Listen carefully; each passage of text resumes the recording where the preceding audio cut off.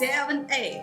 Hello and welcome to Shoes Off No Cap, the podcast where we talk about all things dance. Woo!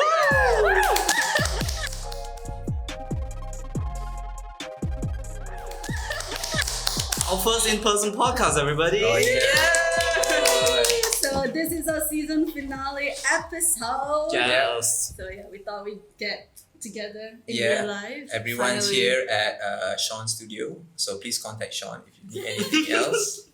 Hello, I'm Sean. I am the producer of the Shoes Off No Cap podcast. You don't usually hear me because I am the guy just taking down notes and doing the editing at the end. But today, I'm on the podcast. Woo!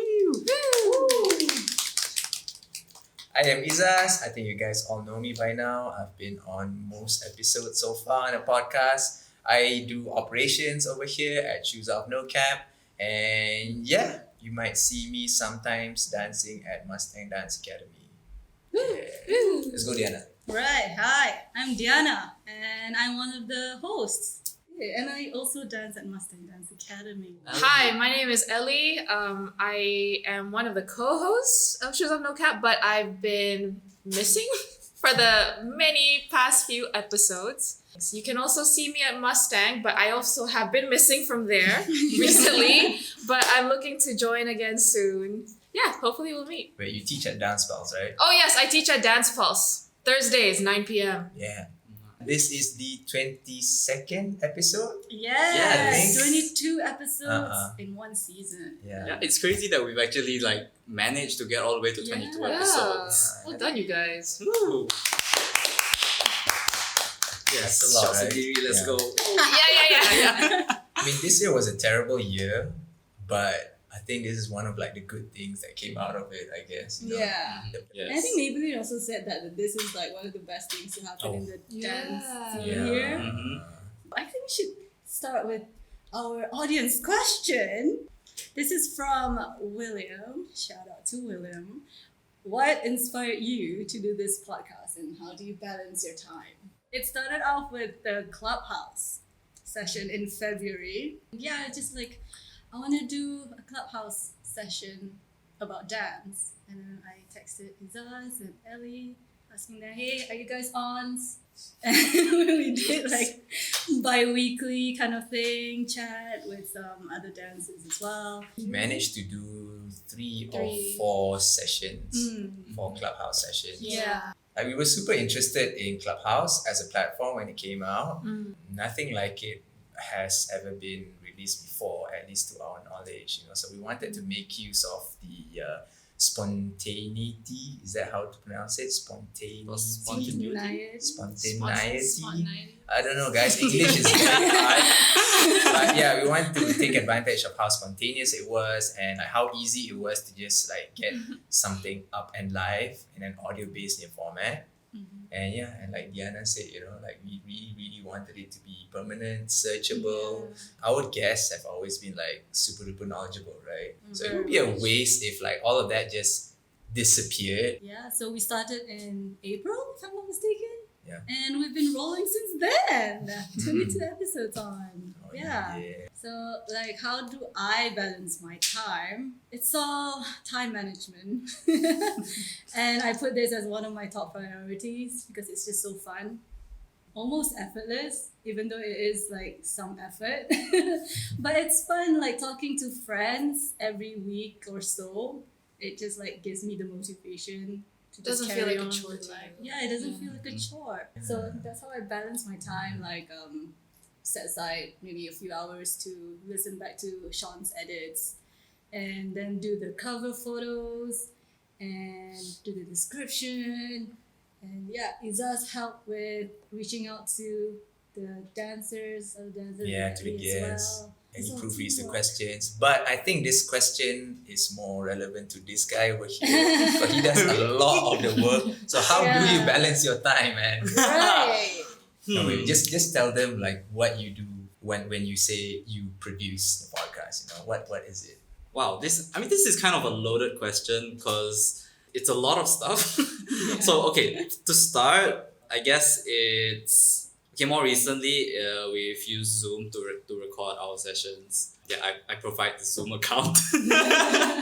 But before that, we used Anchor. Yeah, before that we used Anchor, and Anchor as a platform was alright, but it had a lot of glitches which made things really, really difficult in the edit. So it's like, oh guys, let's switch over to Zoom.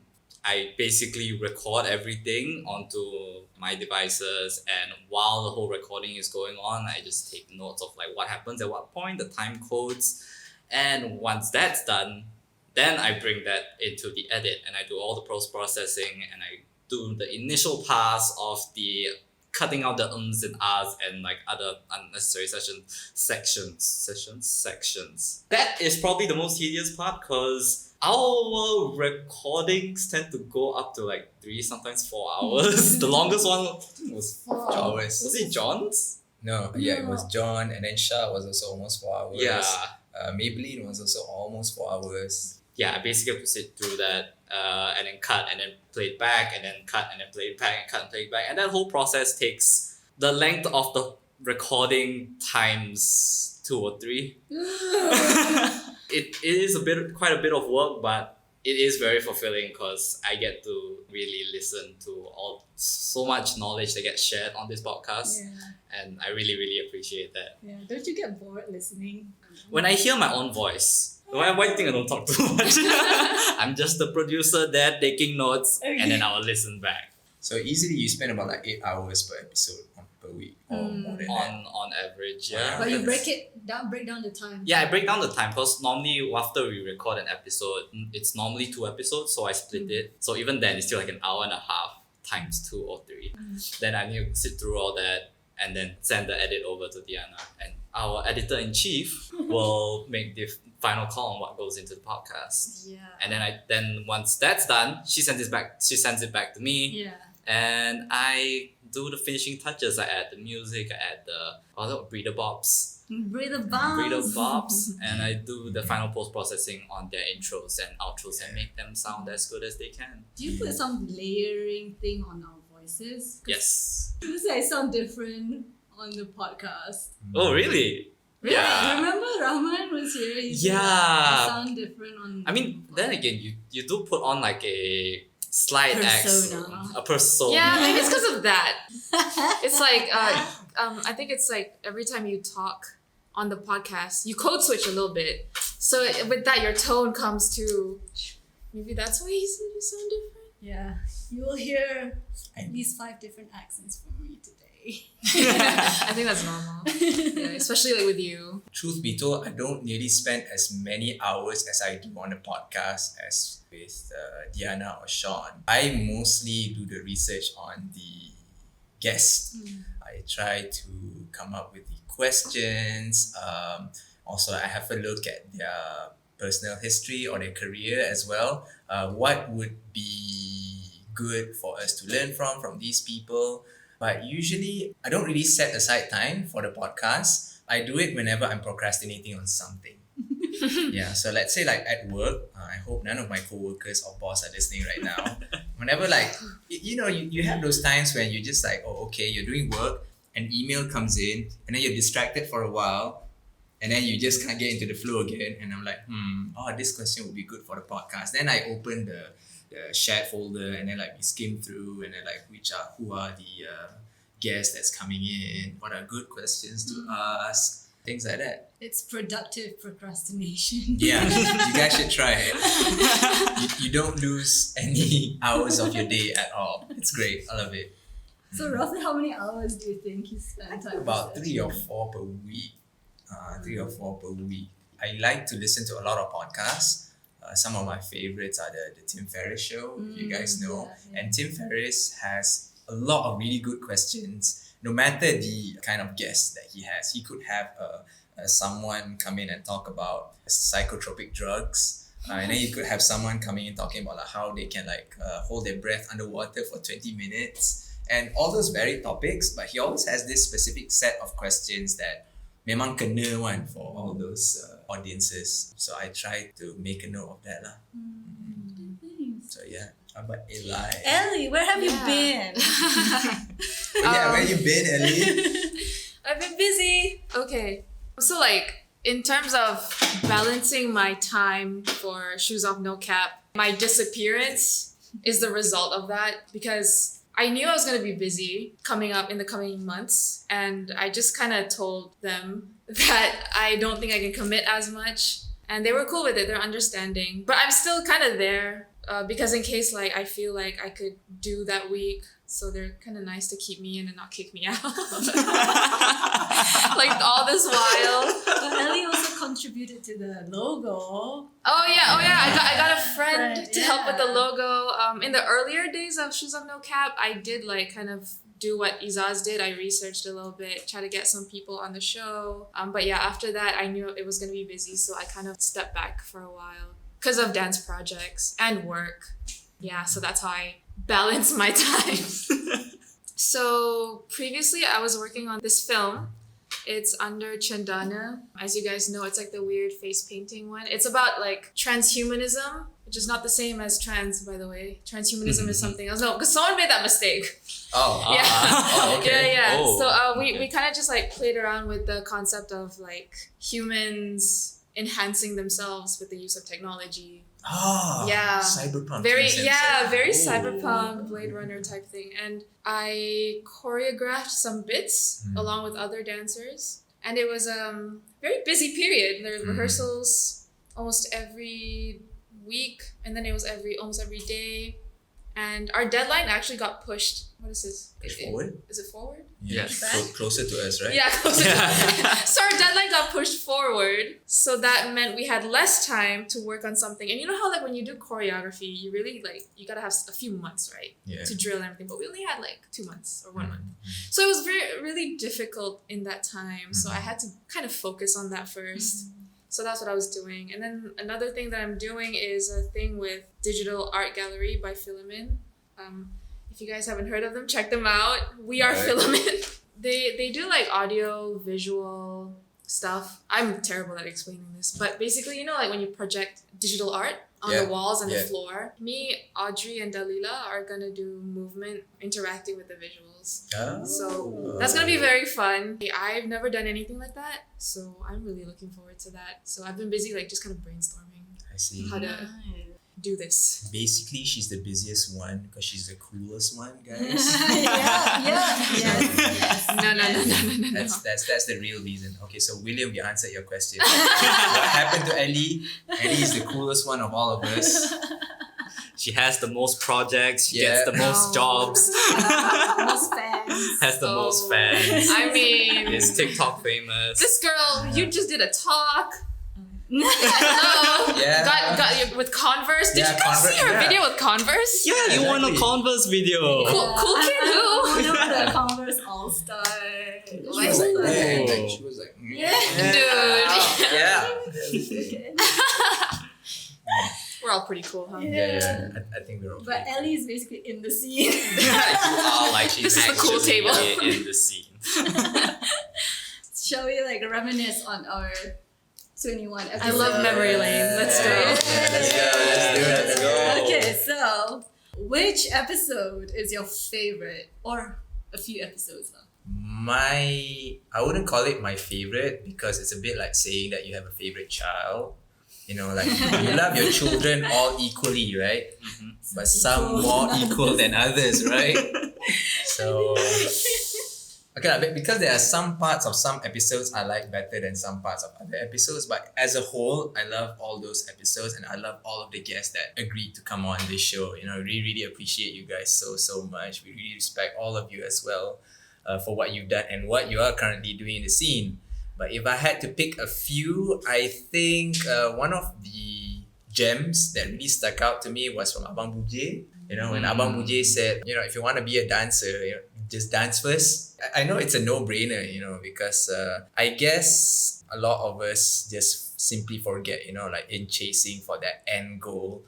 You know, we want to be a choreographer, we want to have like a class, or we want to like quote unquote have successful videos or something like that, you know. But Abang Buje just laid it out, like you want to do that, you have to dance first. There's no two ways about it. You just have to dance first. Like you just have to understand yourself, understand music, understand dance. And I don't think you can ever truly understand dance as a whole. But yeah, you kena dance dulu.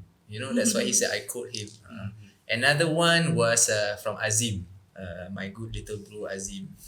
He said that because at the time when we recorded the Azimia podcast, he was talking a lot about fire. Yes. That fire. I was struggling myself so much with my own internal fire to train.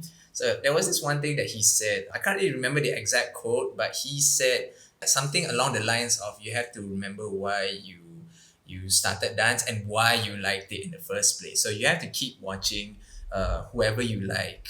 So I feel like a lot of times when we feel like we don't have fire to train or fire to dance anymore, it's because we don't know what we like anymore in the dance. We don't know who we are inspired with already. So that one best lah, Abang Bujit, and I almost say Abang Azim, but he's my little bro Azim. So, okay lah, he's Abang in terms of like he's more senior than me, I guess. So Abang Azim lah. Okay, for me, like I think first is Ezra's. That's just like the quote that he said, I dance people like. Yeah. Yes. I don't know, that's just so memorable. And it's so unapologetically him. Like if you look at Ezra, he really loves dance, like love it so much that he just does it wherever, whenever. I don't know, he inspires me so much because like you just enjoy dance. Like dance is meant to be enjoyed and you should have fun while dancing. And then if you love what you're doing, people will see it and they will like it too.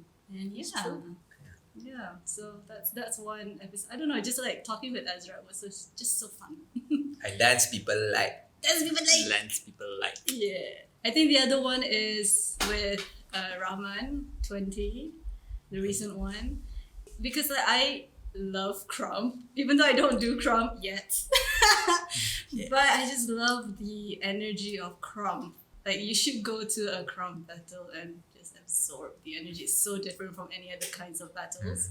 I like the idea that Crump is like a community. Like really, like you think like hip hop, you think there's a community like of brotherhood and all that stuff. But Crump is another level of like kinship, I guess. I don't know, that's just so admirable, I guess. Yeah. Sean Le? Oh, for me, okay, there's three that in my mind, but I can't like pick one that's my favorite. But the first one I'm gonna mention is Shah's episode. Shah's comparing like dance culture in UK and here. Because before coming back, like I only came back last year. Because middle of the pandemic, I couldn't integrate myself into the culture, to like the dance community here. So it was really hard. And then there were a lot of things that I experienced in the UK that I never experienced here dancing. And I was wondering like why. I didn't know whether like I was the only person that felt that. And it was very validating to hear what Shah had to say. Yeah. And it's just nice that I'm not alone like feeling this. Yeah. And yeah, after that we all had like a really long conversation over Discord. And that just made me feel even better after. And Actually, that's one of my favorite episodes as well. Yes. I add that as well. It's just so nice, and then like hearing the different communities like in the UK, like how they treat dance. It's like it's all very welcoming. That's the key word. The other episode is Maybelline's episode. Yeah. It was a really nice surprise to find out that she's also from JB. And also that she like really got into dance after she went to college or came here for like college or university, I'm not really sure. But she like really started going into it a bit later than most dancers. And she is an amazing person and very, very successful as a dancer, especially for Malaysians. Yeah. A special mention is William's episode and the story of how he created MYDS. Because to me, one of the quotes that I kind of like that resonates with me is use no way as way. His story, like starting everything from scratch, like there was no like one way for him to do it, but he just did it and carved his own path. Yeah. And it was sad like how everything kind of turned out during the pandemic and all, but the fact that he managed to get to where he was just an incredible story for me to hear. Yeah. And it just makes me feel so much better. Yeah. Like it's possible. How about you, Ellie? Which is your favorite episode? So with Bujay, he said a lot of things. You know how like when we would ask him a question, it opens up like a portal to a whole new story that we didn't even know. That was like eye-opening. So I think with him, like I would say that is my favorite episode because a lot was said and I don't know him so much outside of dance. And I think that conversation kind of brought out like who he is more as a person rather than just a dancer. Because you know, like when you're in the dance scene, you know of him and you hear things about him, but you don't really know who he is. So it was really nice to sit down and have a conversation with like one of the most talented dancers in Malaysia. I remember him making me feel very enlightened. I wouldn't say I'm new here anymore, but I did come back like 3 years ago. And so like to kind of hear more about the scene from his perspective was really interesting. Okay, who yeah. were you like starstruck with the most? when Starstruck, interviewing? like Is that surprised, even the right English? like in awe of that person. Yeah. I would definitely say that like the guest that I was most starstruck talking to, I think definitely Abang Bujay. Why? Because I know that he's like the senpai for a lot of my senpais, you know.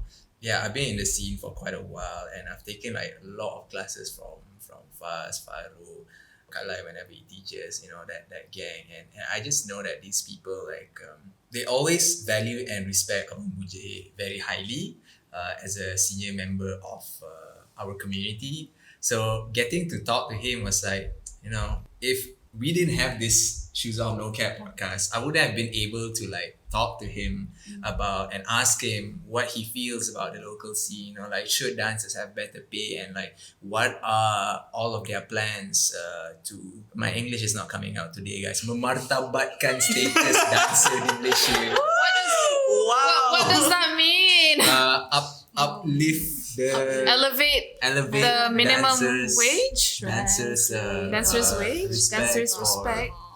Oh my sorry, god, I guys. love it. I love it. Dignify. Dignify. Yes. I mean, you guys know that like these past few days, like he shared this thing about like, you guys know Aaron Aziz, right? Yes, I Yeah, saw. the actor, you know, like there was a photo of him that he posted. He was like eating on top of a small tong sampah, you know, like that was during his in between takes, I guess, for a shoot. And all the netizens like rushed in and, you know, they were saying like, you know, this is not very good. They shouldn't treat someone else like this. They shouldn't treat performance like this. All the artists were like, you know, they were echoing the same kind of sentiment.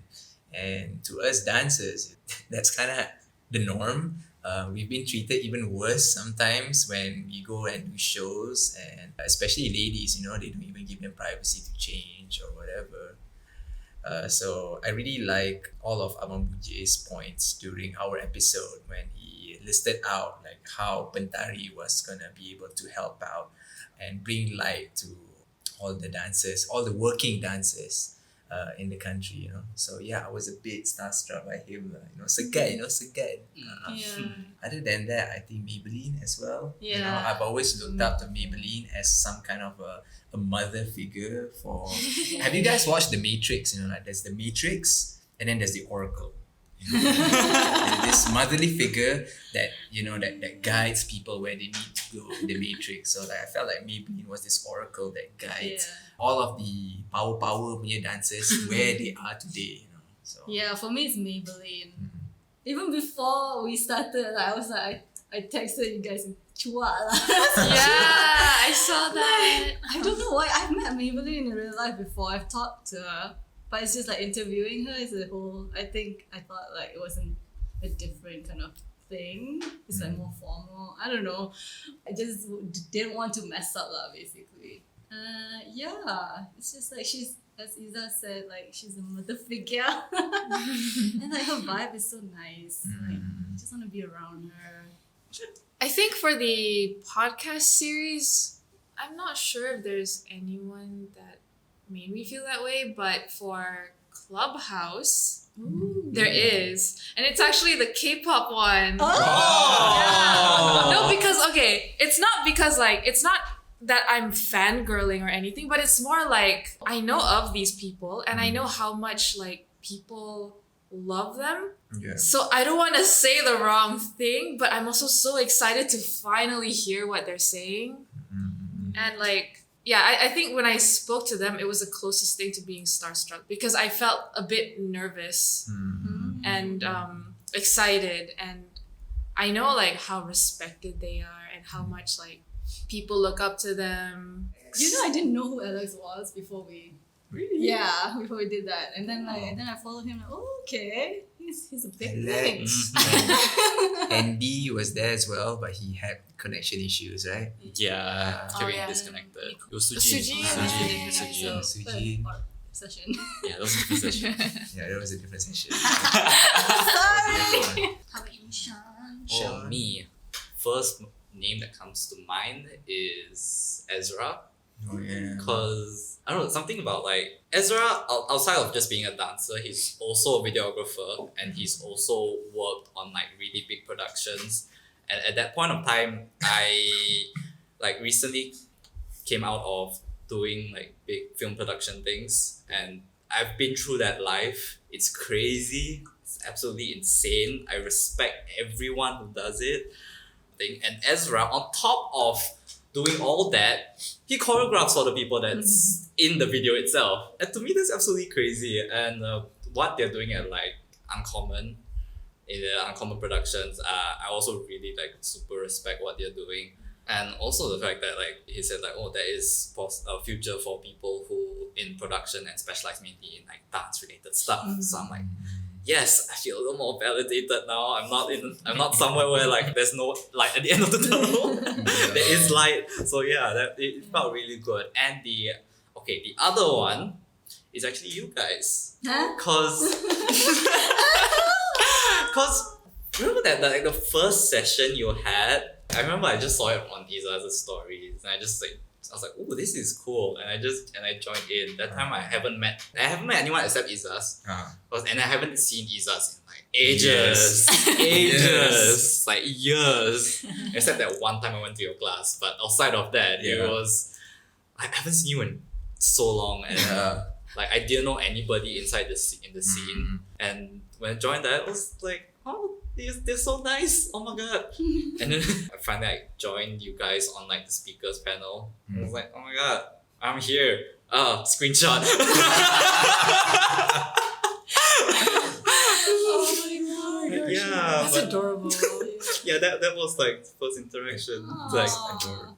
Yeah. it was really fun. I was like starstruck by you guys. Aww. And now like we're doing all this Yeah. together. Honestly, I think this podcast wouldn't have happened without like Sean. Yeah, Sean. definitely. Yeah.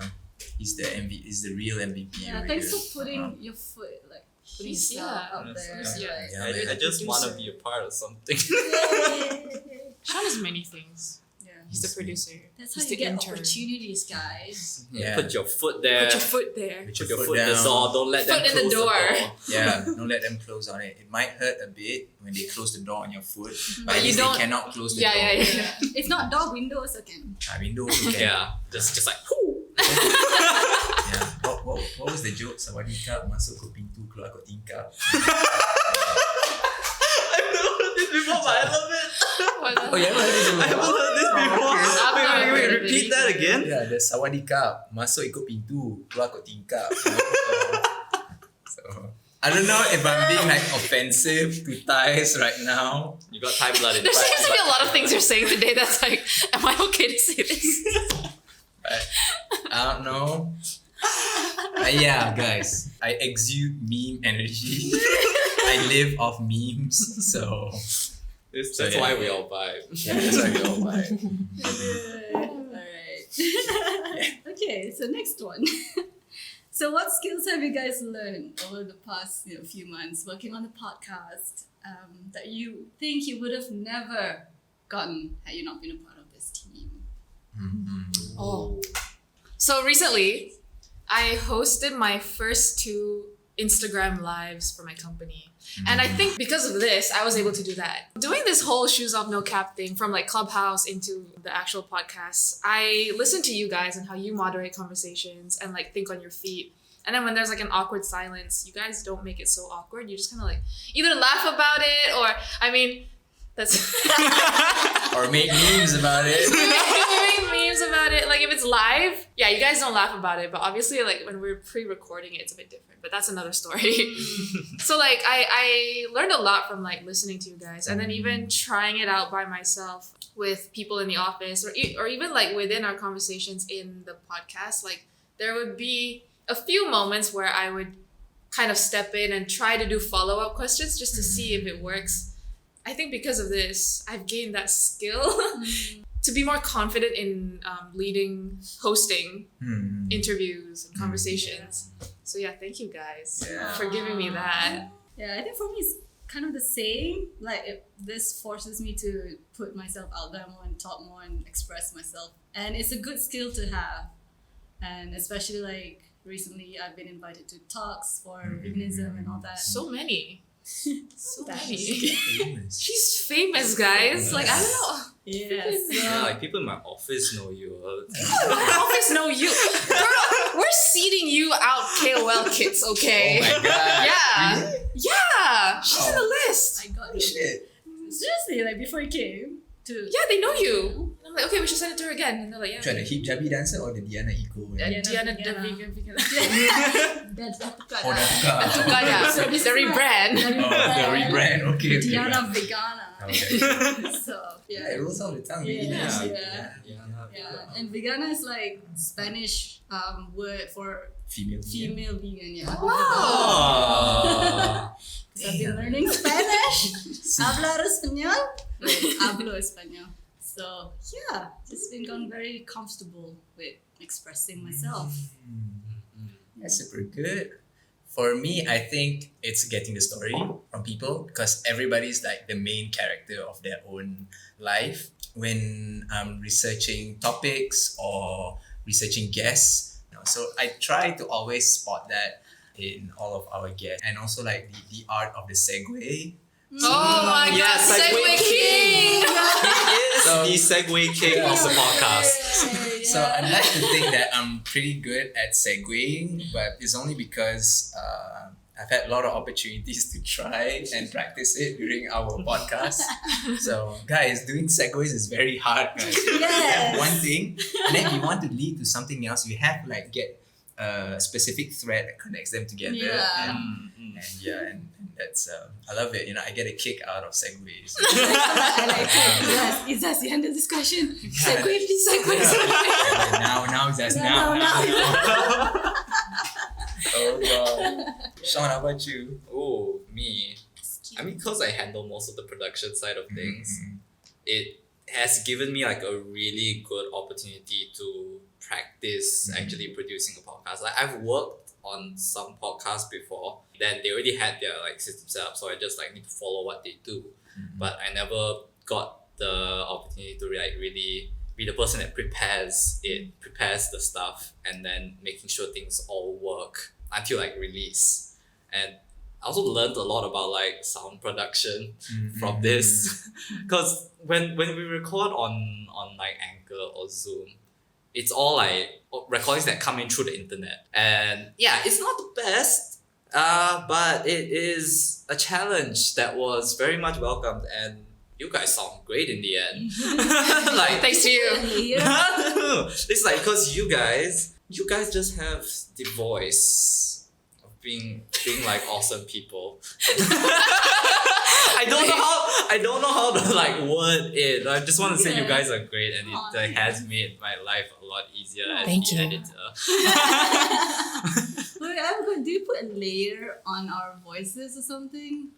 Yes, it's like a denoiser, a de-reverb, a de-esser, and then like parametric yeah. equalizer, and then like other stuff, and then lastly noiser to make it like really Wow. nice and creamy smooth. Wow. There's stuff, but there's quite a bit of stuff. This podcast has really gotten me to be able to practice, and okay, probably the most like valuable thing that I think I've learned from this podcast is the consistency. Mhm. Yeah, because before this, I was not really consistent with everything. I'm always moving around. I'm always moving from one project to the next, but there wasn't like one thing that I could really do consistently. And this podcast has been that, and it's great. Like I really enjoyed it and learned a lot. Thank you guys. Okay, what have you learned about our dance scene? I think for me it's the payment. Payment. What about it? What about it? What It just about came it? to my Like- mind. Do you just realize that they're being underpaid or what? No, but I kind of knew it was underpaid, but I didn't know how much underpaid it was until like John said it. Like I'm a freelancer as well, but not a dancer freelancer, so I kind of like understand that payment is so important. Like even though as a freelancer, don't pay people peanuts if you want their services. So like they have value, okay? So yeah, I just like want to talk to the companies. Yo, please value dancers more. It's a whole different topic by itself. Right? Yeah. Like, it's, It's a really big topic. I think to piggyback off our answer, one thing I've learned about our dance scene, it's something to do about the payment, but I've always known that this was a problem. But what I really only understood until now was how multifaceted of a problem it is. Of course, in an ideal world, all these companies or production houses or agencies, they would value dancers, and dancers deserve to be valued. We do creatives, we have to keep ourselves fit and healthy. It's a whole different art by itself, It's such a wide problem, because it also involves the dancers' education as well. Among Buje and I think even John also brought this to light that we want, as dancers, as working dancers, we want to be respected a bit more, but sometimes some dancers also, they kind of fail in this department. They don't really give much of a reason for all these non-dancers to respect or value them higher. So it's a really big problem by itself, and it all starts from the dancers and the hiring agencies or companies that hire them as well, to the budgeting and what we value as well in the entertainment scene. Yeah. So we will definitely continue to explore this more often in season 2. So stay tuned. Yeah. It also starts with us as well. To Yes. Yes. put a foot down and demand proper payment. Like I said, it's a very difficult topic. Yeah. At the end of the day, that 500 ringgit, maybe you're being undervalued, but that 500 ringgit is still better than 0 ringgit. For me, I think it's the dance union stuff. I didn't know anything about it until I had to research about it. I didn't even know there was a Pintari. I knew of I forgot what the other one was called, but it's actually it's legit, but they don't cover all dance. I think they just cover traditional dance, and salsa, if I'm not mistaken. And the trade union guidelines are not really in line with what I was looking for in a dance union, which is standing up for better pay and making sure dancers have access to consultation and stuff, a legal consultation. So when I found Pintari, I was really surprised that they are actually working on something like that, because I never heard of them before. So yeah, that's what I learned from this podcast. This thing is not really something that I've particularly learned that is new, but it's something that I thought it was just a me problem, which was how divided a lot of the dance scene is. Because Malaysia is a very multicultural country, and because we are so multicultural, sometimes cliques tend to be a thing. I didn't think too much about it until I really experienced it. I've been dancing for a while, but I've never felt a part of the community. So this was a conversation we had with Shah at that time. Yeah. I wasn't the only one feeling this, and that everyone kind of feels the same way, and it's something that we as a community do need to work on a lot more. What William did with MYDS was kind of a really good first step, and that mentality needs to be kept up and kept alive. Because honestly, if Malaysian dancers would just really get together and do something big, We should be like leaders in the whole region. We should be. Yep. Like there's so much potential for Malaysia, but we're still kind of divided. And if we can solve that problem, we're gonna do great things. Malaysian dancers damn fresh, huh? Yeah. Super fresh, guys. And that's with us being like kind of divided. Can you imagine if you were like united and there was a bit less discordance? It would be so good. Singapore, ayah. Thailand. Oh, ayah. Oh, Vietnam. Alex back. Oh, yeah. Oh my god! Philippines. Philippines. Oh my god. All the push clothes. Indon. Oh, okay, like Indon. Quite legit. Quite our. Seriously, guys, if you guys can go dance, go to Indonesia. Oh my god, their dances are like, they make us look like babies, you know. Okay, so gang, 2021 was quite a rough year, right? I think everyone can agree. But what are some good things that happened to you guys this year? Let's take a moment to appreciate, the good things as well. So the short album film that I was doing with Lust, it got released this year. Fanta Black, right? Yeah, Vanta Black is the song and the music video. Oh, yeah. The film is Silica. That was released this year, and I think it was just so cool to see like everybody doing the thing I told them to do. It was just so cool, and like because I've never done anything like that. That's like something I'm really happy about. And a new job. Now I don't know if this is just dance related, but yeah, I got a new job, so I'm also pretty happy about that. Oh, thanks, guys. Better pay, yes? I better pay. So I'm just really happy. I'm happy that I get to share this with y'all. Oh, yeah.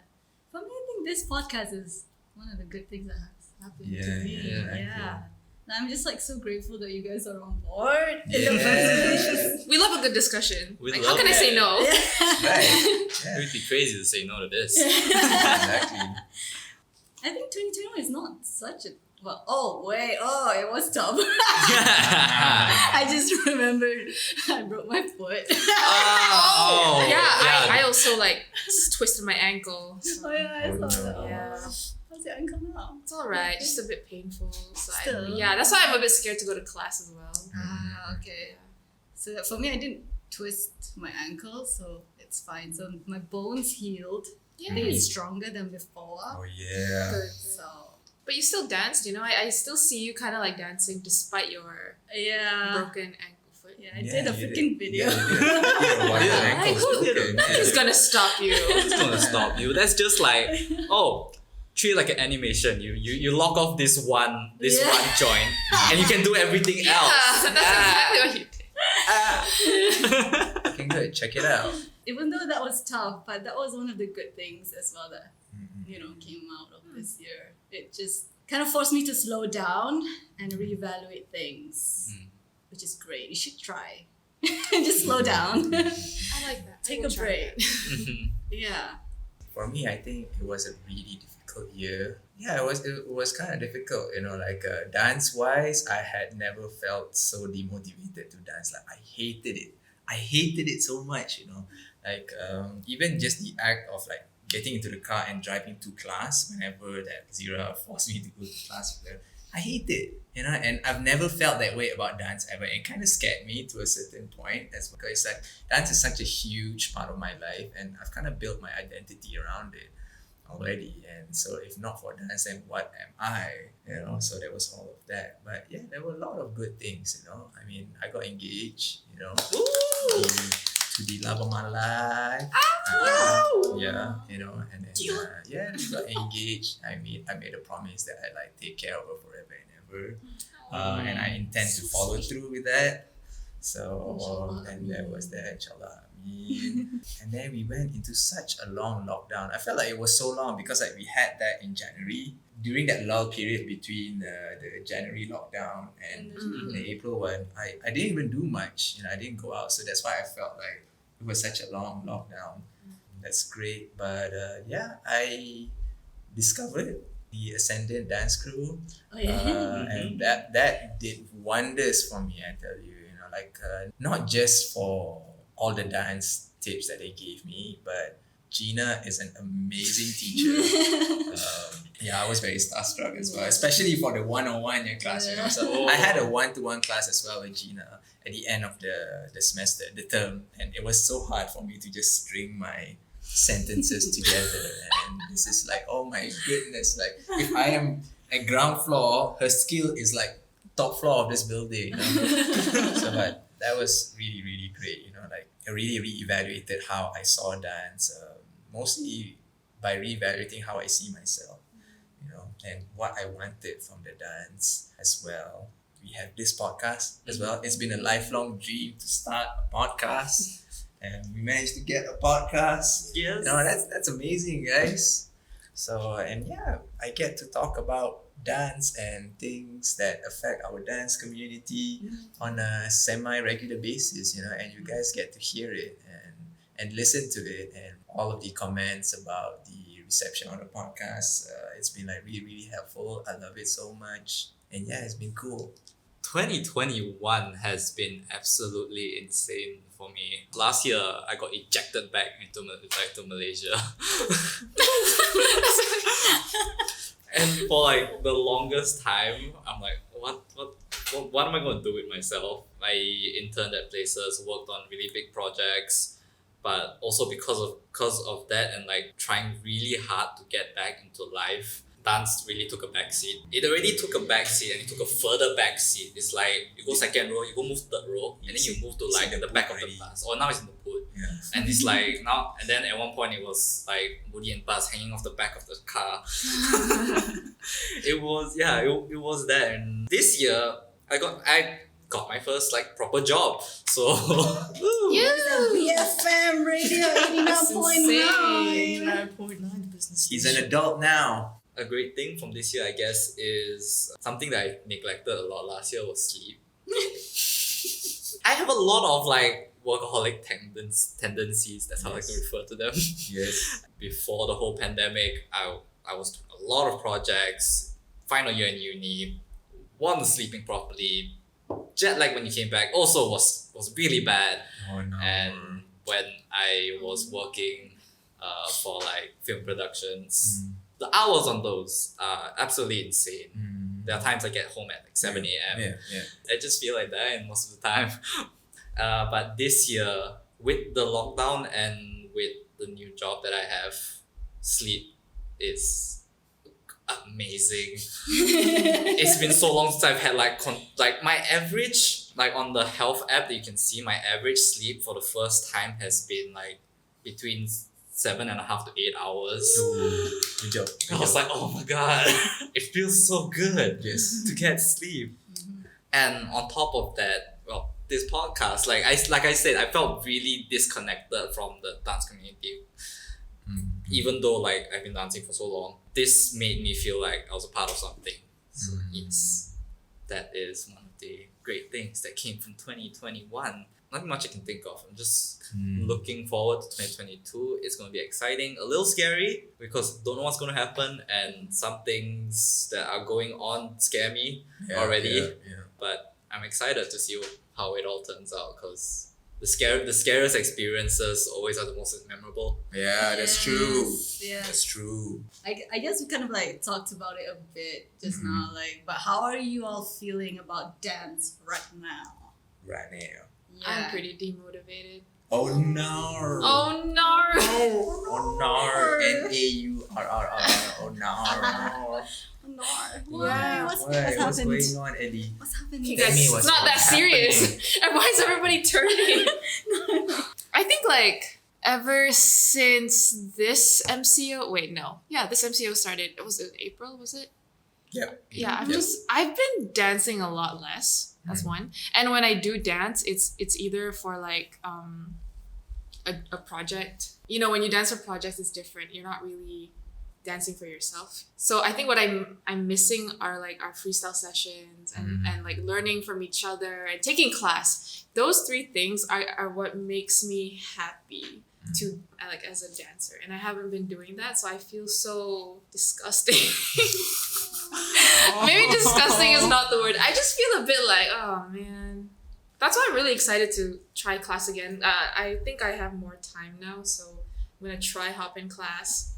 And the filament project thing that I'm doing, it's more on like the creativity side of things. So like I get to do structured improv. I have more freedom. So yeah, I hope these things will kind of help me like pick it back up. Throughout COVID, especially this MCO period, I think I've just been slacking off so much. I just haven't been dancing. Like compared to the first one, when everyone was doing online classes, yeah, I was still dancing like almost every day. So it felt good. I felt okay. Even though I wasn't like really working towards anything specifically, I was doing something small, and I feel like that really helped me feel good about myself just because I was dancing for myself. Yeah. So that's why I've been feeling a bit demotivated, but seeing you guys dance at Mustang made me feel like, okay, I gotta go. Yeah, you miss it. I miss it. I miss it so much. Yeah, just come to class. Honestly, it's a mix of feelings at the moment, but largely this year I've been feeling quite okay with dance because I've been practicing by my own, and I'm really proud of myself that I can pick up choreo very quickly. Yeah, better than before. Yay! So like, Azim's class, I went to Azim's class. Oh, yeah. Oh, last that week? was- Was it last Yeah, week? yeah, it was. And I could pick up his choreo. Like, Wow. That is a struggle, guys. Yes. Yeah, so like, I mean, the performance is another thing, but at least I can pick up and Yeah. like not mess up. Yeah, so, yeah. so like right now, I guess my challenge or the thing that I need to work on is like the performance aspect of it and energy control during class. So yeah, that's a challenge that sometimes gets me like, it's so hard. How do I do this? Because like, okay, in class you just wanna kind of like get the choreo in your head, and like sometimes I use too much of my energy, and it's hard for me to get back the control. So I don't know. That is something I need to work on. But yeah, overall it's good. I'm just like, okay, excited for maybe next year. I don't want to talk about this on the podcast though. Okay, it's But okay. it's something like, I'm just preparing for something, Big life change. a big life change. Big life changes And coming. yeah, hopefully like I just want to make dance a more prominent part of my life as well. I'm just still figuring out how to do that. For me, I think this year was good. The first half of this year wasn't very good in terms of dance, but then like a mental shift happened where it's kind of hard to explain in like a few words, but if I were to like really really condense it into a few short sentences, it's I accept who I am in terms of as a dancer and as a growth marketer and as a son, brother, husband to be. I just accepted myself as I am. Just for extra context, I used to always feel a slight tinge of regret whenever I see some of my friends who went pro in dancing, like they went full-time in dancing, and the progress that they make when they go into dancing full-time is definitely much more than what I can do. It all just boils down to just they just have more time to do it, compared to me. When you have a 9 to 7-ish job. I took part in a writing seminar as well this year, and the instructor was saying something as like, he was describing that he knew this friend of his, she never turned pro, but her quality of writing is almost pro. So, but because she never turned pro, she is less compelled and less, she feels less pushed into producing a book, into writing a book, So she doesn't have to publish every year like how all professional writers do. She only has to publish, she aims to publish once every 5 years. Yeah, it's slow, but that's her pace, and she eventually gets it done. So I started to think of myself as that way as well. And, I'll never go pro. I like my job too much, I really am quite proud of it. Wait, does going pro mean like full time? Yes, full time. I mean, you can be pro without. Do Yeah. you think you can be pro without making it full time? I don't think I can anymore because I started dance a bit too late. Okay. But that's just for me. It can be different for other people.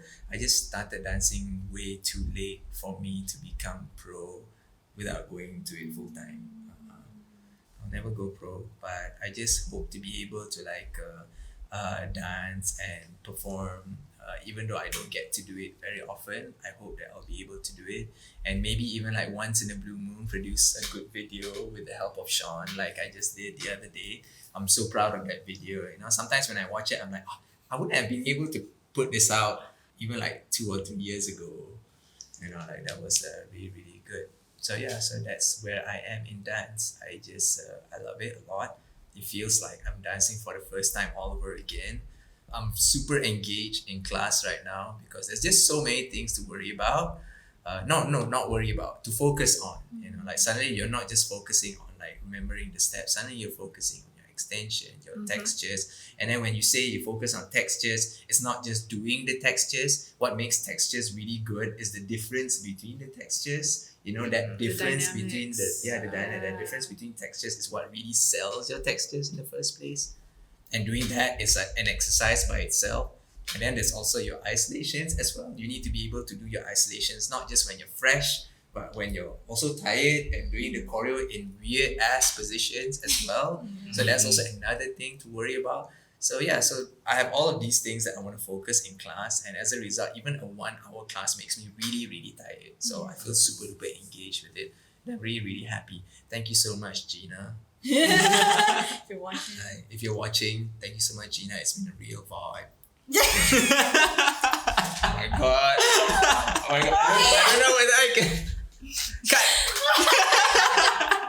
The way I look at dance right now is like more of an exploration and a long-term investment for me because like I think I'm also a bit like too late in the street dance scene, so I kind of used to like want to pressure myself maybe like to turn professional one day, but I don't know if that can work.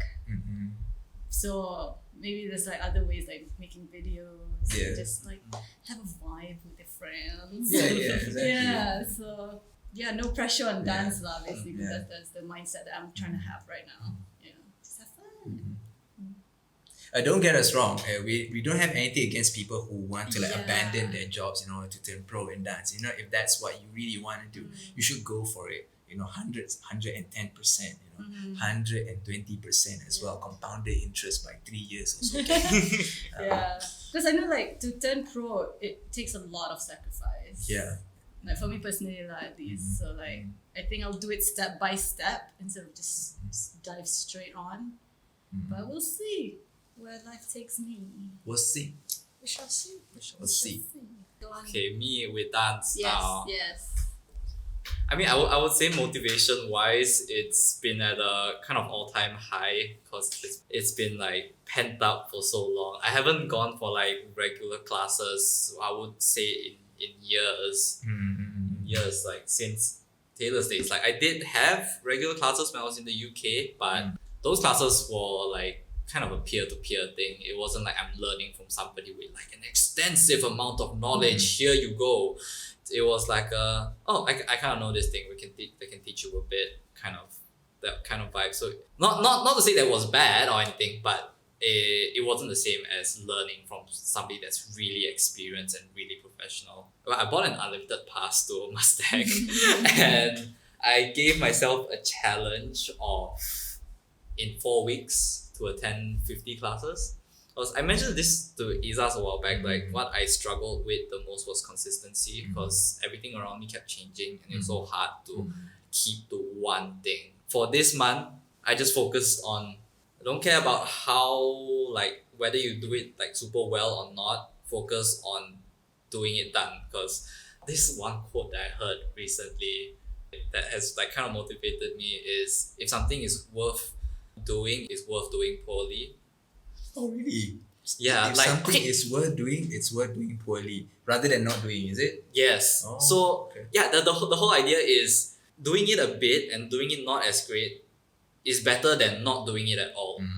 Yeah. Like, you know how we were supposed to wash our hands for like 20 seconds and all, but most of us just like done 5 seconds. Washing your hands for like 5 seconds is better than not washing your hands at all. Yeah. Yeah. So I kind of had that mentality of like, I don't focus on doing it too well yet. Focus on starting it. So yeah, this last I'm like, how many classes am I in now? 30-ish. 30. Yesterday was 38. So 38 classes in now. Wow. Yeah, I've been learning a lot about myself as a dancer and things that I really didn't like about myself dancing. I really didn't like how I danced.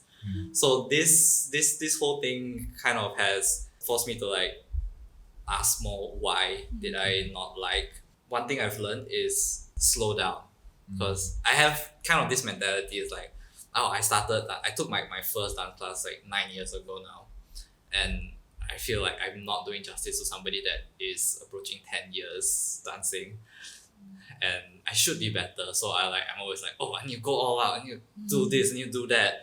And I was doing the animation class yesterday. Yeah, I was wondering if it's animation. Yeah, it was animation, and the instructor Makalele, he told me like, I can see that you're trying very hard, but my advice to you is slow down, go back to basics, like really hone in on it. Then once you're super comfortable with that, only move on, because you're rushing it, and your dance is gonna hurt because of it. So slow down. And I sat there for a while. I was like, damn, I never thought about that. I was just like, and you go all in, and you like put 100% effort, but like 100% effort is like all over the place. Like just hone in on one thing, just focus on that one thing. Motivation wise, yes, it's at all time high, but my body is I haven't danced for a while, and like I'm just in pain. I'm so sore, but it's like the good pain. Drink lots of ginger. Yeah, Roll yeah, your ginger muscles. tea. I need Roll to your get a muscles. muscle You need to roller get the thing. roller. I need to get like a roller Go thing. to apa tempat tu? Decathlon? Yes, Decathlon. Go to Yeah, it's like Decathlon. one down that way. Yeah. Yeah. You introduced me to foam rollers. I need to learn how to The like, do best. those Yeah. things. I can the teach you.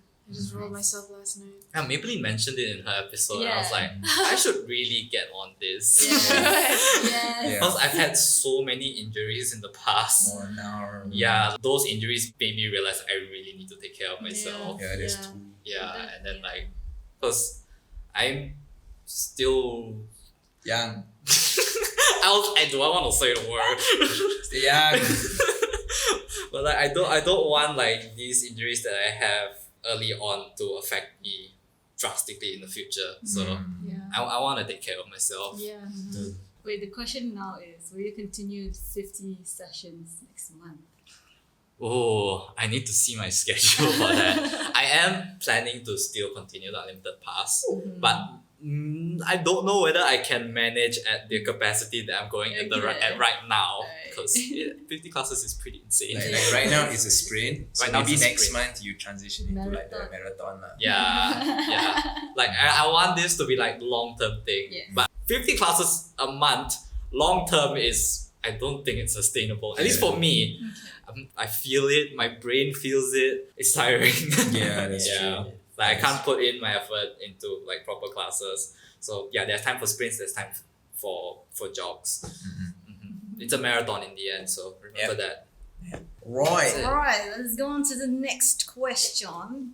Okay, This is next from question. The audience, Question. listener, Daniel. I think we kind of covered this, but like, Hey Daniel. I think he wanted to know like how did we stay motivated During COVID. COVID times? COVID Yeah, times. Okay. you did struggle with that. I did, yeah. Yeah. That's why I said like I want to try get back into class, like really push myself. You know how who said it just now? The first step is like the hardest. Getting into the car. You said that. Yes. yeah. So that's gonna be me. Before classes were even opened, I would just like watch other people's videos, like concept videos, choreography, rehearsal, anything. Like I think that helped me just maintain my want to dance. But I still felt a bit sluggish, like I didn't do it. I would maybe try freestyle a little bit, but it wouldn't last long, like not as long as before. You know how like sometimes you would freestyle for an hour or 2 hours and you feel like, okay, that was great. But like during COVID, I just did not feel great. I think half an hour and then I was like, I'm gonna stop. So yeah, I would watch videos to make me feel a bit more like excited again and feel like, okay, I want to try something. What about you guys? For me, like my advice for anyone who is struggling with dance in any period of time, just feel the feels. Feel the Feel the feel. Allow yourself to feel it. Yeah, Yes, allow you got me yourself to feeling the feel it, to feels. struggle with it. If you're not motivated, then what the hell? Sorry. If you're not motivated, just don't be motivated. Just just be a slob. Be a slob. Give in to Give the. into Give in. this- Let yourself yeah. be. Let Okay. yourself be, yeah. And then, like Ellie said, if you want to really once you're done with that feeling sluggish and all that stuff, then you can just take out a video and then watch some videos. Yeah, for me, I kind of watch old videos of me in classes and then Oh, man, relive memories. the memories. Yeah, don't force it, I guess. Yeah, don't force it. And motivation will come, I guess. Inspiration will come. Well, I danced less during COVID compared to in 2019, for example. Oh, definitely. Yeah. You're dancing so much. Almost every day. I mean, yeah, your bar is set really high. Like really, really high. Much. Go with the flow, Daniel. Just go with the Yes. flow. Yeah. Mhm. And then, freestyle. Freestyle helped as well. Oh, speaking of exercise, Wow. I go for walks. Ah, Why? that's good. Oh. You go touch trees. Yeah. Yes. Please go out to nature. I love that. Yeah. Get the energy. Get the the I energy. like going for walks Energy. nowadays too. Yeah. You know, at the office, people take smoke breaks, but I don't smoke, for so walk I break. go for walk break. Yeah. I love it. I love it. It's my favorite. Normalize walk breaks. Yes. Okay, to answer Daniel your question, how did I stay motivated? Get some friends. I mean, I know that.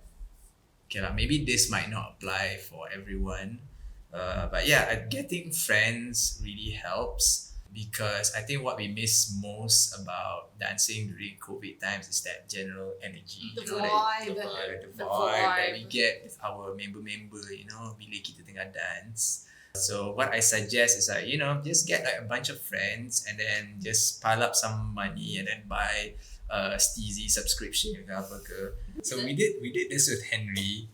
I know he's all the way in Melbourne, but we piled in some money and then we bought a Beniga capsule subscription, and then so he used his Discord. He has Discord Nitro, so he streamed the class to us, and all of us were dancing at the same time, and yeah, we really pushed each other.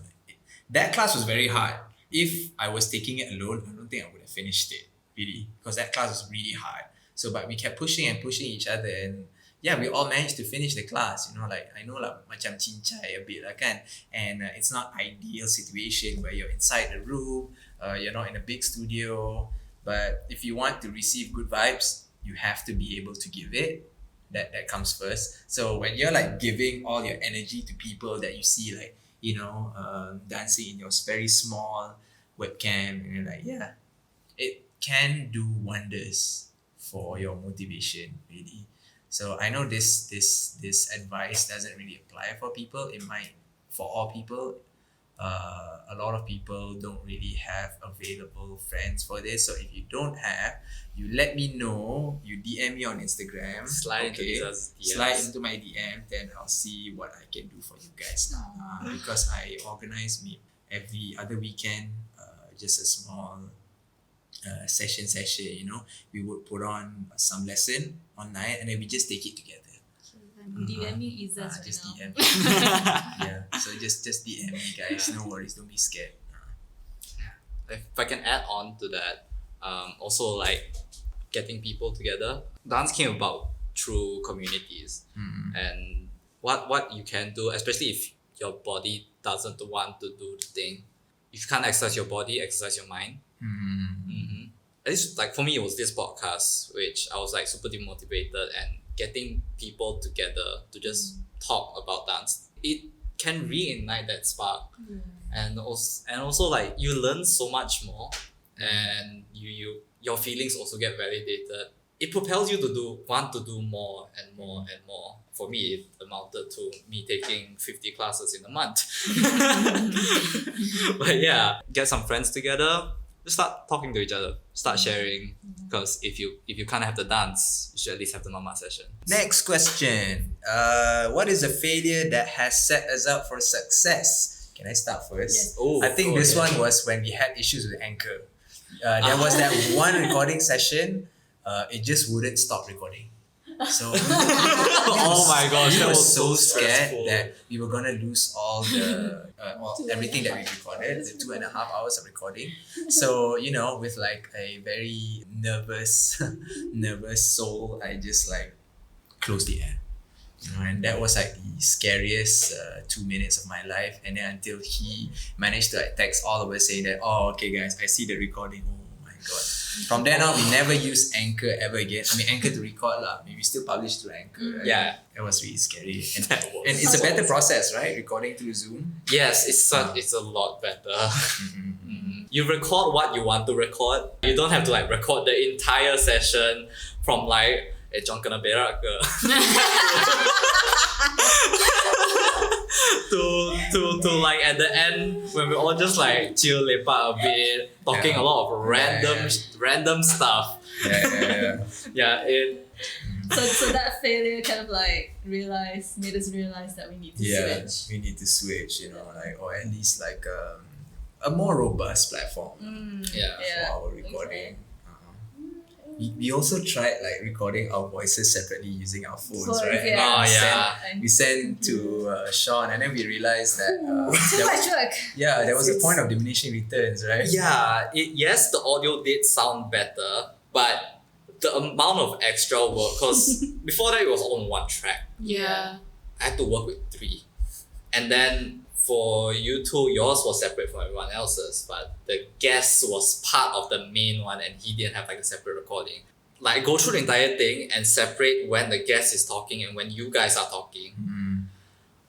And then for 3-hour recording, 2.5 hour recording, that's a lot of work. Yeah. And when we want to be able to do this and put it out like within a week. Yeah. And then it was just like, nah fam, nah. And the improvement was just really slight. The right? improvement was slight. It was better but very slight. It wasn't worth it. I learned my lesson and that's my That's failure that okay. set us up for this in the end. So Oh, yeah.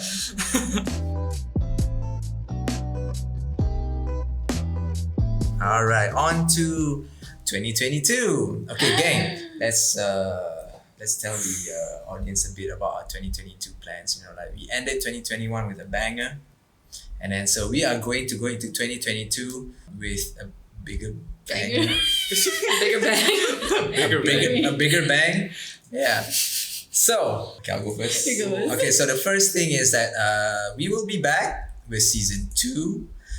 We haven't finalized the guest list yet, but you can bet that we are reaching out to a lot of dancers that we have not spoken to yet. Maybe we want to retouch upon some of the previous topics that we felt could be talked about a bit more, especially the dance union, working conditions for dancers, even with topics that affect dancers but not necessarily dance, like taking care of your bodies and making sure that you can dance safely and sustainably in the long term. So yeah, we can't share too much about that yet, but that's coming soon. We want to do a lot of things. We want to expand this thing that we have. So from podcasts, we hope to collaborate with other people, and the 2 main things that we're thinking of. One is a dance workshop, maybe. A what? Dance workshop? Are we doing? Yeah. Possibly. This is still up in the air. I mean, we still have to iron things out, but we're thinking of. Well, people have been asking for it's Shoes Off No Cap dance workshop. And the other thing is just collaborate with people to do dance events. Yeah. Basically, we aim to be a bit more out there in the community for now. Yeah. If the community will have us. But yeah, we'll see how it goes. We haven't really planned it yet. But we have been talking about it. We have been discussing about it. We are currently in the midst of planning our calendar for next year. Yeah. And yeah. But one thing's for sure is that this podcast will still be going on, Yes. regardless of Yes. everything else. Yeah.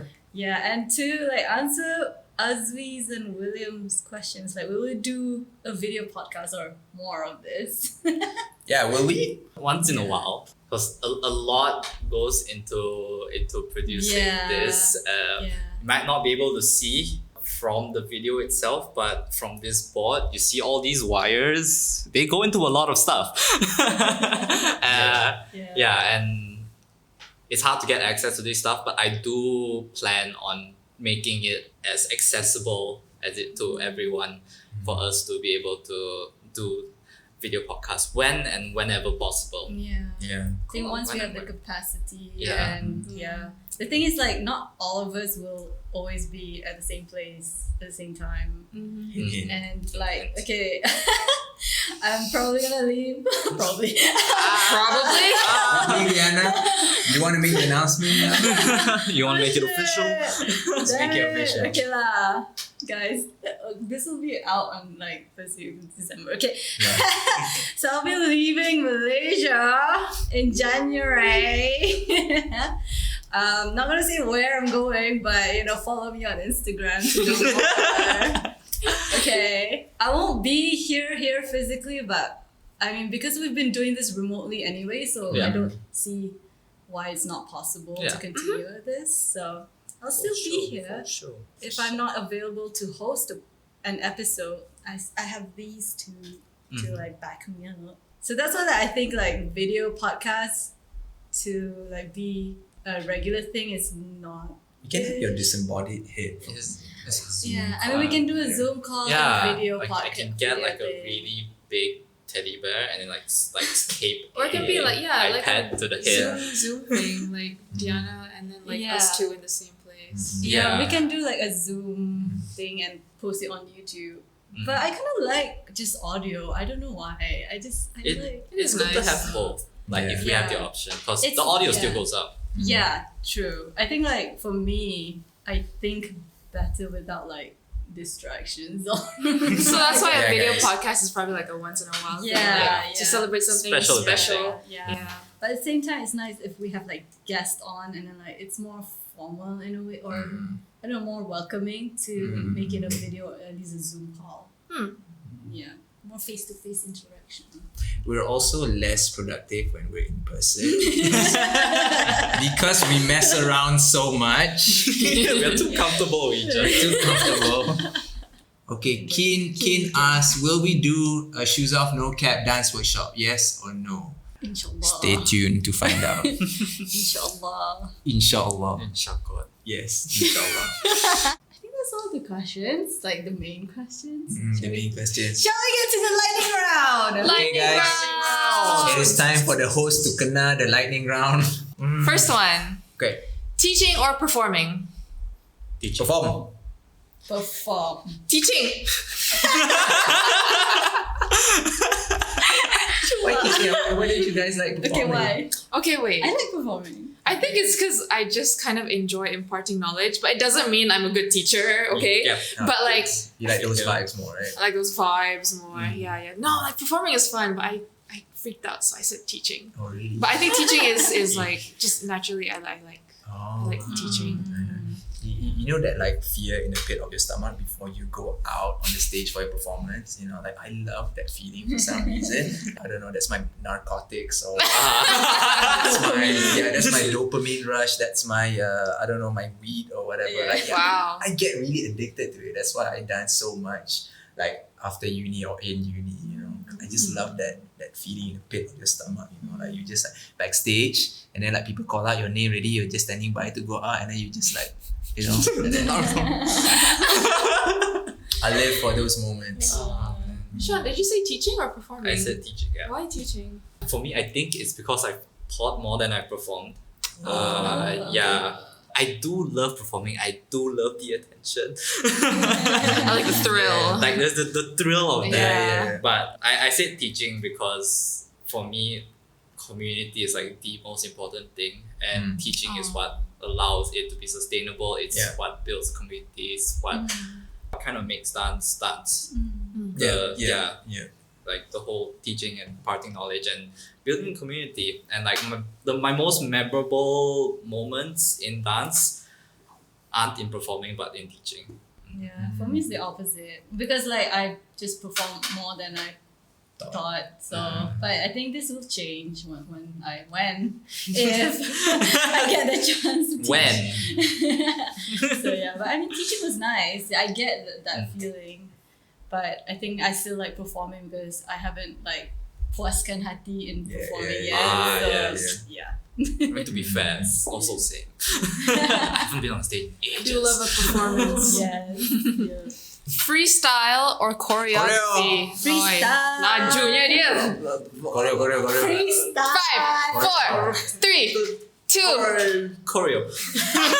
Choreo. Was it choreo? Freestyle. Choreo. Easy game. Choreo. Why freestyle? You're the only odd one. Why freestyle? Is there something about choreo you don't like? Wow. Defensive. Okay. Defensive. I think maybe because I'm not struggling with choreo. It's just like I've been trying to choreograph, but it's just there's so many permutations, so many choices that I don't know which one to choose. That's when you gotta like Decide. simplify it. Yeah, I'm so indecisive as a person in general. So choreography stresses me out sometimes. So freestyle is like easier. I think I've mentioned this in JL's episode. Like I don't have to think about it. I can just dance.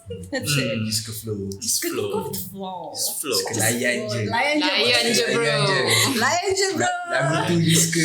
Layan je. Lagu steam. Oh lord. Okay, but why did the three of us say choreo? Yeah, why do you guys Okay. choreo? Ellie, you want to go first?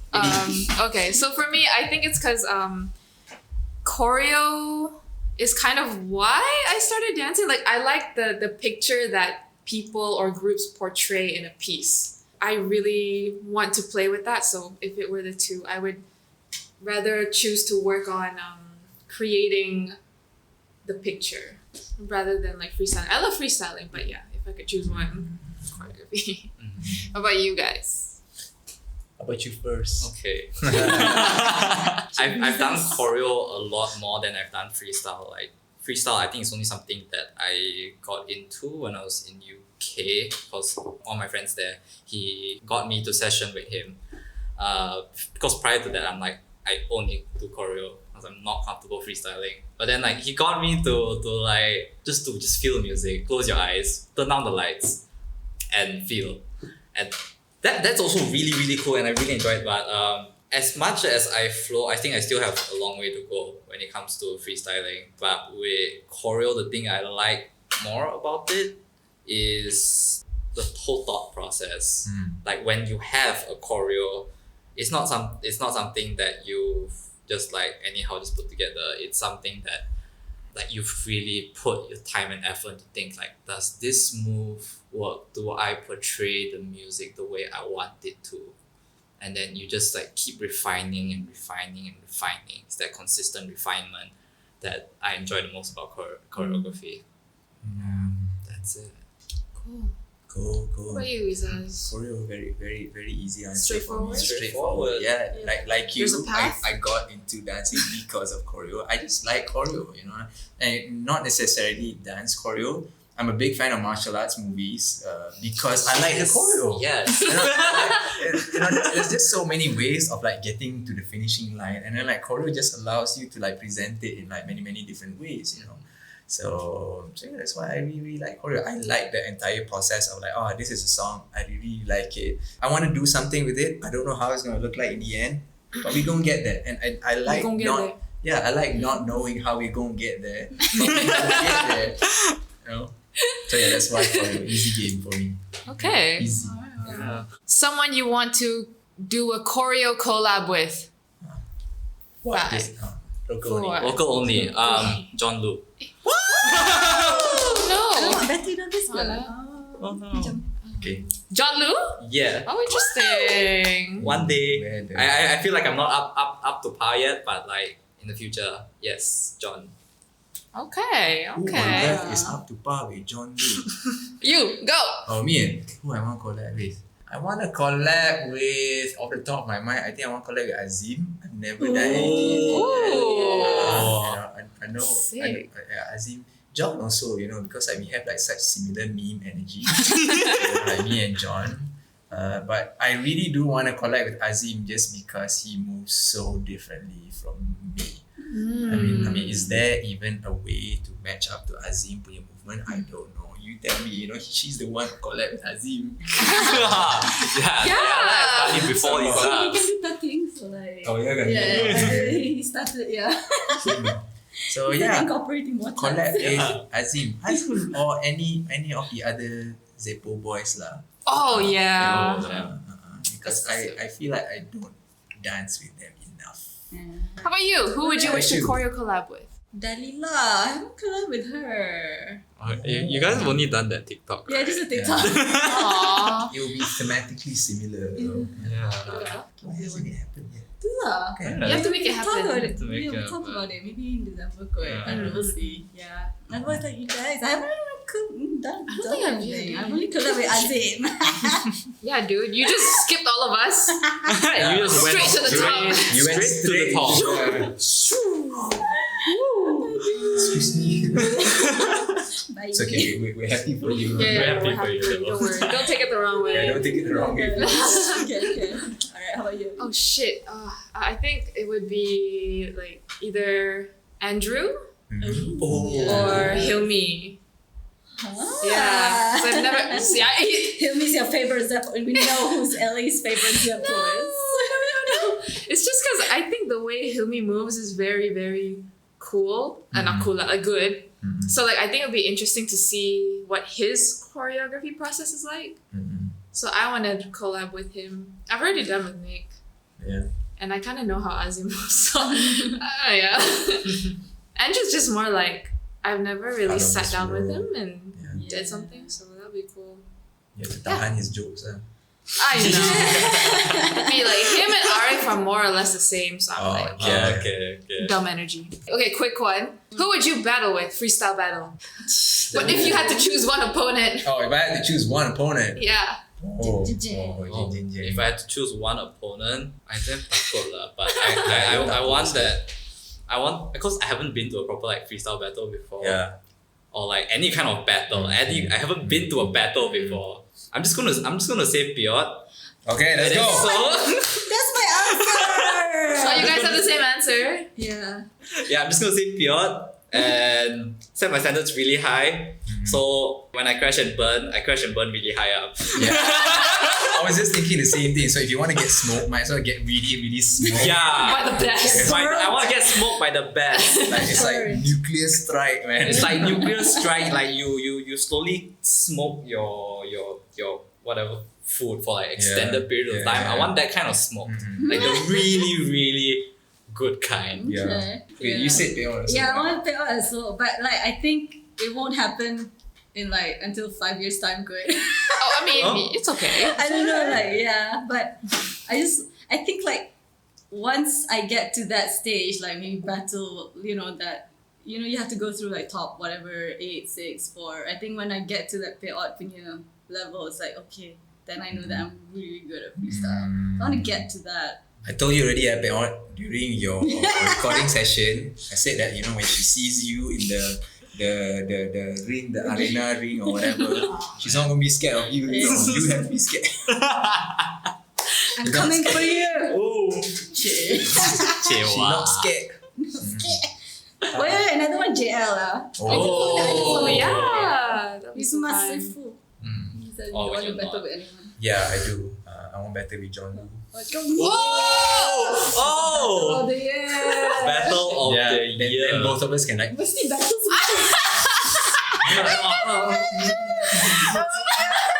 And then, You guys trying to woo the judges, is it? And then apa ini? Yeah. all those moves, like All the. the swap. the No! Yeah, I will personally organize this for you and make sure all the judges are female. yeah. So annoying lah. Aduh, gatal gila. Okay then. But I would want to wanna battle with John, but not for that reason. Okay. Yeah, it's just more because like I wonder what like he would be like in a freestyle battle, and also because we're very different. Yeah. So I would want to battle with John. But another person I was thinking of before you said John was actually like Tess Peng. I don't know. I don't know if I'm saying her name right. I mean, I know she's a mover and she's like a dancer, and she moves like, I think she moves really cool, like beautifully. So it'll be really interesting to see like us battling together. I see a battle not really as a competitive thing, it's just more like a cipher. But like with two people, so like they go first and then I go and then they go. So like it's more like fun for me. So yeah, it's Tess and John. Cool. Cool. I don't know if I can take all that though. I'll just be like, I don't know. Suddenly the first move is already the. I don't know. The crowd goes wild. Sorry, Okay. John. Sorry, John. What's a collab y'all want to see? Local. Collab, we all. John and Isas. Yes! Oh my gosh! Yes! I can't believe that's not happened yet. How Yeah. has that not happened yet? Good. Yes. I think we did once, but that was the four-way collab, you know, like Oh yeah. Yeah, but me, Nick, Benzo. but just the John and Izzat, you know. No, John I'd Isas. collab with John. Yeah. Yeah. You need to collab with John. You're prettier than me, that's why. No, that's not a thing. You guys have the same energy. It's Yeah. I can't believe it's not happened yet. Boy, Okay, energy. okay, John. John. Yeah. This is an invitation. I'm ready, John. I'm ready. All of the meme moves. All of the memes Oh will my come. god. Well, you guys said Yeah, John. that is the John and Iza's John collab. Oh shit. Like these like the two people whose style that I like the most is John and Iza's. John. And like if the two just like Come together. come together, You know what will Oh. happen, right? yeah, it's like what's it called? Nuclear fusion? Oh. Okay. Yes. You guys might be overselling me a bit. Yeah. A collab I want to see is Andrew and Arif, Oh my because Oh. I've seen them move together, Yeah. and I think I want to see them do something, because I think it will be really cool. I'm not saying that because I'm involved with one of them. Not because of that. I legit Sure. just, Sure. Sure. they're so dumb. Yes. They're so dumb. Dumb energy. They're Fuckboy so energy. dumb. Yeah. Okay. Favorite shoes to dance in? Converse CX. Product placement. No, but genuinely, I love it. Wow. Tanya Azim also like it. Okay. I was gonna say my shoes. Right now I'm wearing like it's called the Puma basket. Mm-hmm. From a basket. But then yesterday I got a blister wearing it. So Oh no. this is like my first pair of like shoes that I properly dance in. So I'm still yet to experiment with more shoes. Okay. Yeah. Okay. Yeah, I'm gonna say Puma basket for now, but but with this new blister, I'm thinking about changing, like trying out more. I like the Adidas Superstars. I knew it. I'm always with that. Yeah. Superstars. I always see you with your superstars. Forever and ever Adidas Superstars. Zero with her Stan Smith. Yeah. Yeah, Zira will always a Stan Smith. Yeah. She even bought another pair after the previous pair wore out. She bought I did that with my Air Force Ones. So yeah, for me it's Nike Air Force Ones. Air Force One. Yeah. I used to have one of those, but I think that generation was a bit too heavy. Or maybe I was just Now really it's quite as light. fuck that time. Now it's very light. It's very Should light. try I it. love it. Current favorite pants to dance in? Puma track. Uma! Puma. Man. Oh, I know mine. Wait, Oh, shall I give Adidas, you Okay, yeah. mine Uniqlo. Yeah. Ooh. Uniqlo. Johnny. I don't know which pants it's called, but it's stretchy. It's nice and smooth. It dries really This fast. is Uniqlo Ah. actually. It's like those like quick dry material. Ooh, It's yeah, really yeah, nice yeah. to slide around It's on. thin, right? Yes, it's really Yeah, it feels I really like- thin and really light, and the smoothness helped me a lot yesterday during like John's choreo class, because we were on the ground and they were like there was like spinning stuff. That helped. Speed. The smoothness helped a lot, and it's very comfortable. This used to be my favorite dance pants, like Uniqlo, because like John recommended this. This is the men's section for your pants. Mm. But now I like baggier pants, like the drop crotch pants, lower crotch. whatever you say. Yeah. So I have this one pants from Live Lola. I just found it on that website. So I bought like some sports bra, very comfy ones, and I saw they have a pair of pants, and I'm like, oh, it's so cool. Makes me feel hip hopish. Hip hopish, the baggy pants. Baggy. Yeah, for me it's also like my champion pants. I thrifted them, so I don't even know if they're real, but it's like there's like champion on the side. Right. It's my black ones. I'm always like wearing Yes, I it. If know. I'm not wearing it, it's because they're in the wash. Yeah. Yeah. I know which pair this. I know. Like everybody knows which one. It's like I wear it so much. I just love it because it's so airy. Got so much space. Okay, what's your go-to mama order? Maggi goreng telur mata teh ais. Same. Yes. Give me the fist bump. Cool. Maggi goreng tambah ayam, teh ais. Okay. This one, the guy at the mama. He knows your Then order. he knows my order. What is the order? Tose bawang, Tose dal bawang. dengan chutney, and then teh ais 5-0. Style. Tose bawang, dal dengan chutney. And no straw. No straw! Oh my god. Yeah. No straw. I like how like straw. even when we went out with her for the whole table, she just Yes. yelled, "No straw!" Like Semua tak ada straw. when he's coming with like the straws, she shoots like. She would side-eye you. I remember. Who do we want to see as a guest on our podcast? Oh, just Abang Faz. Abang Abang Faz. Farouk. Abang Far. Oh yeah, definitely. I want to hear from him. I want to be there. Abang K. Okay, French. Yeah. Aduh. Aduh. Chris Alikusha. Sorry, I'm saying so many. Shriz. Sarul. Shred. Kalai. Kale. Fai also. I know Fai, you listen to our podcast about. Bye! Okay, local, I want to get Kim Supervism. Oh yeah. Try Yes, he opened my eyes to the world of hip hop, the world of dance, like it's community, not just movement. I think he was the one that told me like dance without knowledge is just movement. And I was like, oh, that hit me. That hit me hard. I really want to get him on one day. So what is dance with knowledge? Dance with knowledge is dance. Is it like understanding the background of the movement, like the style, or is it more like understanding your body? Both. Okay. It's like everything. It's like if you're just moving. Okay. I've been to a lot of classes where you're just moving. moving for the sake of moving. Like there's no heart in it. So that's that. Yeah. Yeah. Definitely. Understanding yourself and the dance. Yeah. Nice. How about you, Ellie? International, I'm gonna give a shout out to one of my teachers from UK, Lee Murray. Yeah. She runs Let's go. Synergy Collective in Swansea, South Wales. Mm. She's an amazing, passionate dancer, which I think is absolutely incredible, her story and all. So I want to get her on the Yeah, podcast one day. sounds good. Yeah. Maybe either Kim, the Saki Rojo girl, Oh, That's her Kimberly. handle. Okay. Kim, or Suki Not Suki. I just know them by their Instagram handles. Suki Not Suki. I think she moved to Germany or somewhere in Europe recently. Okay. Yeah. But she's an amazing mover. So I'm not sure what the topic will be, but for Kim, we can talk about so many things. The ballet scene. Yeah, that's the two people I'd want to see. Oh. International Yeah. person. International. Amira Sackett.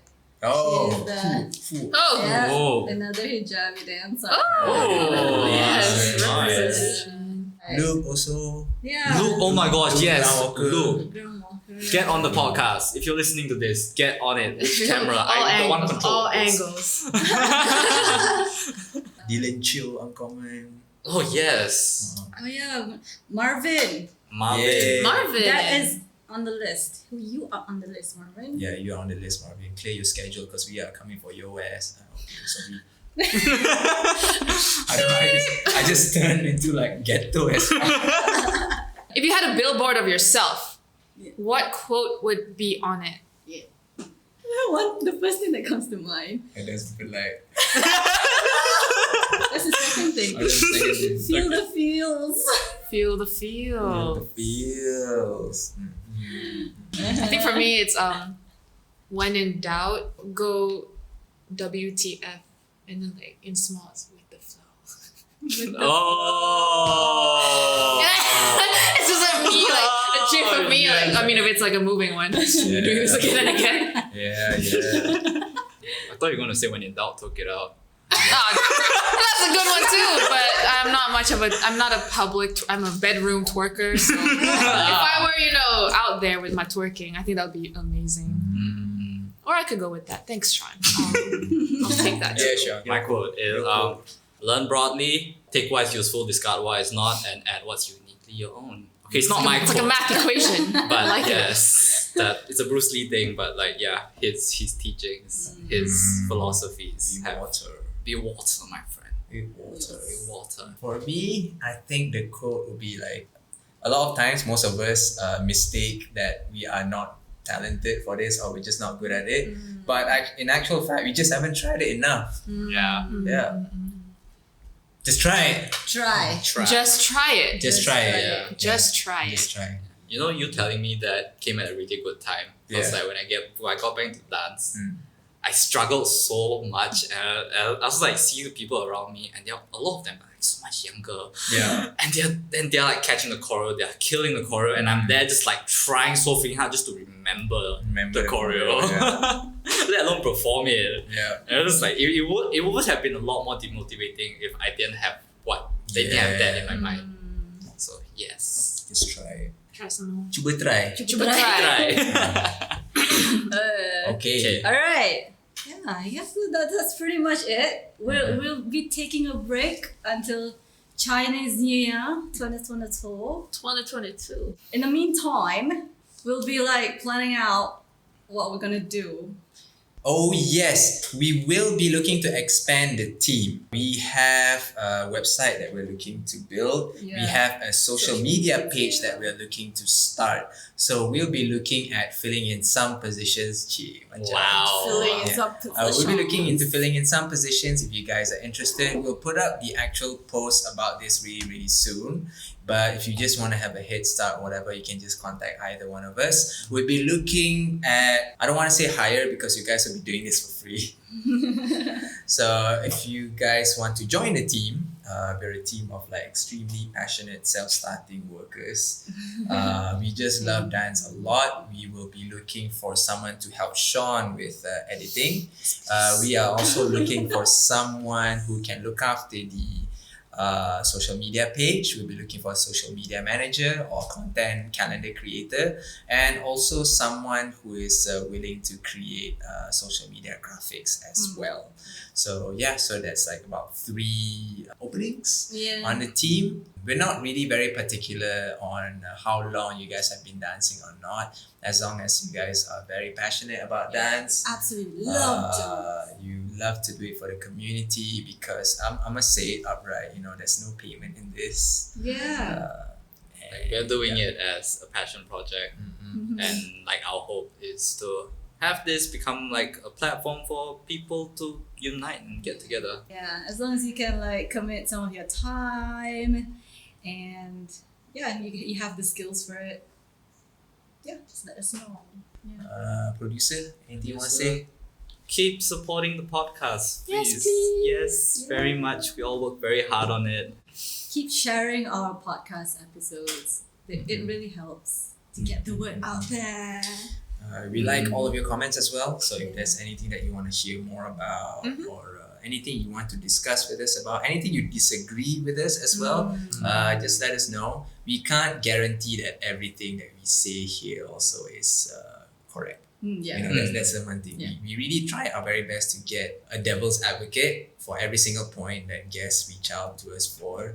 But yeah, I mean, just like everything on the internet, you can't really trust everything.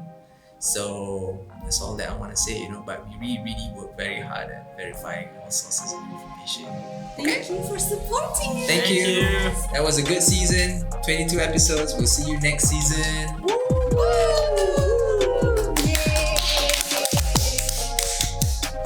Okay, habis. That is Habis. Cut. And cut.